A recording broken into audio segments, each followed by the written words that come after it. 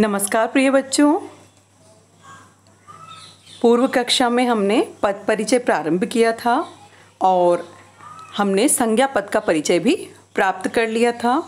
और आपको सबको पता ही है कि शब्द भाषा की स्वतंत्र व सार्थक इकाई हैं और ये शब्द ही जब वाक्य में प्रयुक्त होते हैं तो पद कहलाते हैं।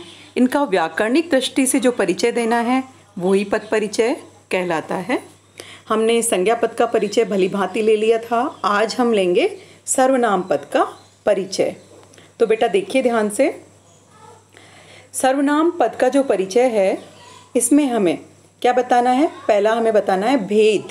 अब भेद में आपको पता है कि सर्वनाम कितने प्रकार के होते हैं।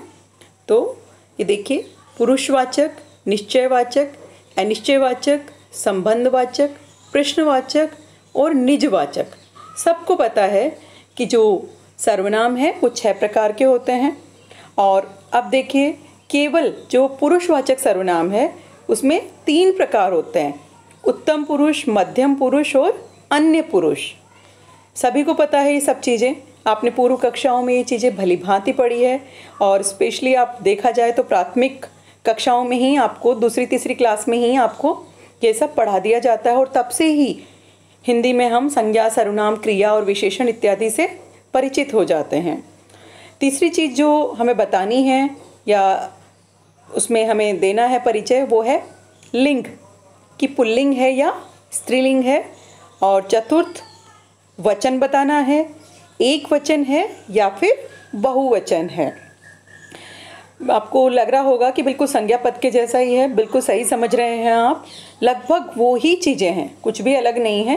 केवल जैसे संज्ञा के प्रकार अलग थे ऐसे ही सर्वनाम के प्रकार अलग हो जाएंगे।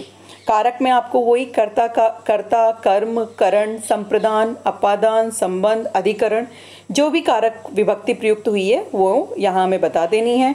संबंध में क्रिया के साथ जो भी संबंध है, जो संबंध द्योतित हो रहा है वो ही हमें बता देना है। तो ऐसा कुछ भी अलग नहीं है कि कुछ अलग हो, बिल्कुल संज्ञा पद की तरह ही इसका भी हमें परिचय देना है। अब व्याकरण को उदाहरण के द्वारा अगर समझें तो वो आसानी से भी समझ में आती है और प्रायोगिक रूप से हमारे को करने में हमारा ज्ञान जो है उसका विस्तृत विकास होता है। तो अब देखिए, हमें देना है इसमें उन्होंने मुझे पुस्तक दी। उन्होंने पहला पद, मुझे दूसरा पद, इन 2 पदों का हमें क्या करना है? परिचय देना है। सबसे पहले हम उन्होंने पद का परिचय देंगे। उन्होंने पद में हमें पहले चीज़ बतानी है, हमें भेद। भेद में ये क्या है? पुरुषवाचक सर्वनाम है। जैसे सर्वनाम के 6 भेद मैंने आपको बताए और आप भी जानते हैं। तो ये है पुरुषवाचक सर्वनाम। लिंग में हमें बताना है उन्होंने मतलब पुल्लिंग।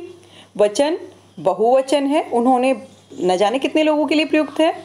कारक, कर्ता कारक, कारक कौन सा है? कर्ता कारक है ना। दी क्रिया का कर्ता कौन है? उन्होंने। तो यहाँ पे आ जाएगा कारक में कर्ता कारक। तो इस प्रकार से हमने भेद, लिंग, वचन और कारक चारों चीज़ें बता दी। तो ये उन्होंने का पद परिचय हो गया।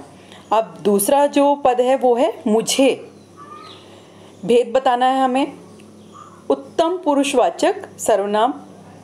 आपको पता है पुरुषवाचक जो सर्वनाम है उसके 3 भेद मैंने आपको पहले भी बताए हैं, उत्तम पुरुष, मध्यम पुरुष और अन्य पुरुष। तो यहाँ है उत्तम पुरुषवाचक सर्वनाम। वचन है एक वचन, लिंग है यहाँ पे, हाँ बिल्कुल सही पहचान रहे हैं, पुल्लिंग या स्त्रीलिंग कुछ भी हो सकता है। मुझे लड़का भी बोल सकता है, मुझे लड़की भी बोल सकती है, हाँ मेल फीमेल दोनों के लिए प्रयुक्त हो सकता है। और कारक में है कर्म कारक, दी क्रिया का कर्म क्या है? मुझे। ठीक है, तो ये हुआ। इस प्रकार से हमने संज्ञा पद का परिचय पूर्ण किया। और आवश्यक नहीं होता बेटा कि अलग से आपको संज्ञा पद दिया जाए। कई बार एक ही वाक्य दे दिया जाता है और उसमें संज्ञा, सर्वनाम, क्रिया, विशेषण और भी कई पद जो है प्रयुक्त होते हैं और उनको रेखांकित करते हुए उनका परिचय प्राप्त करने के लिए होता है, उनका परिचय मांगा जाता है। तो आपको ये चीज़ ध्यान रखनी है और इसको इस प्रकार से पूर्ण कर देना है। धन्यवाद।